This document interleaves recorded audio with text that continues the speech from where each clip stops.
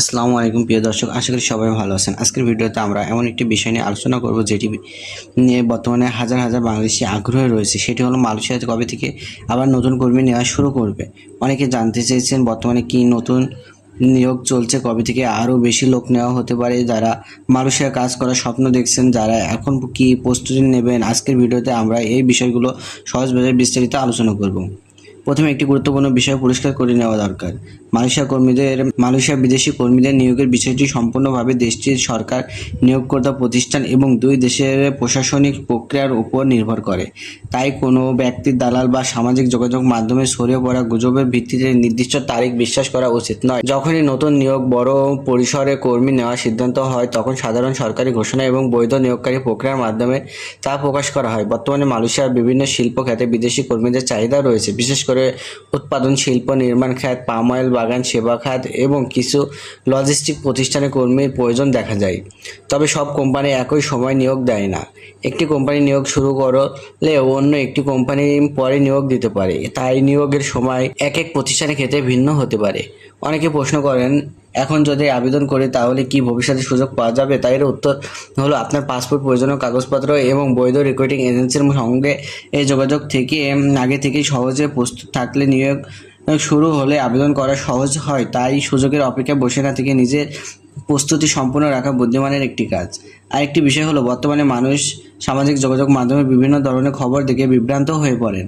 কেউ বলে আজ থেকে মালয়েশিয়ার নিয়োগ শুরু হয়ে যাবে, আবার কেউ বলে আগামী সপ্তাহে হাজার হাজার লোক নেবে। বাস্তবে এসব তথ্যের অনেকগুলো যাচাই করা থাকে না। তাই কোনো খবর বিশ্বাস করে আগে অবশ্যই সরকারি সূত্র বা বৈধ রেকর্ডিং এজেন্সির মাধ্যমে তথ্য নিশ্চিত করুন। যারা মালয়েশিয়াতে যেতে চান তারা সময়টাকে প্রস্তুতির সময় হিসেবে ব্যবহার করতে পারেন।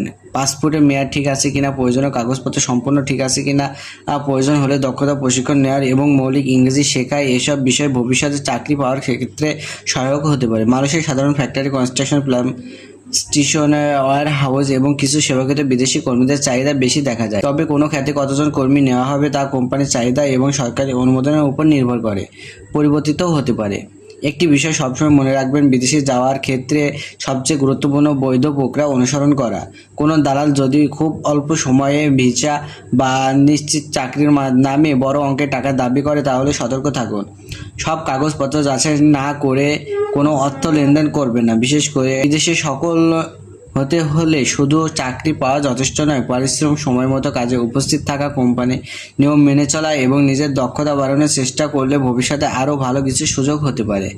সর্বশেষে বলব, মালয়েশিয়ার নতুন কর্মী নিয়োগে সময়সূচি যে কোনো সময় সরকারি সিদ্ধান্ত অনুযায়ী পরিবর্তিত হতে পারে। তাই নিশ্চিত তারিখের গুজবে না ছড়িয়ে সঠিক তথ্যের জন্য সরকারি ঘোষণা এবং বৈধ নিয়োগ প্রক্রিয়ার আপডেট অনুসরণ করুন। থাকুন, ধৈর্য ধরুন এবং বৈধ উপায়ে বিদেশ যাওয়ার পরিকল্পনা করুন। তো আশা করি আজকের ভিডিওটি আপনাদের উপকারে আসবে। যদি ভিডিওটি ভালো লাগে তাহলে অবশ্যই একটি লাইক দিন, বন্ধুদের সঙ্গে শেয়ার করুন এবং মালয়েশিয়া, ওমান, দুবাই সহ বিভিন্ন দেশের চাকরি, ভিসা এবং প্রবাস সম্পর্কিত বিশেষ তথ্য পেতে আমাদের চ্যানেলটি সাবস্ক্রাইব করে পাশে থাকা বেল আইকনটি অন করে রাখুন।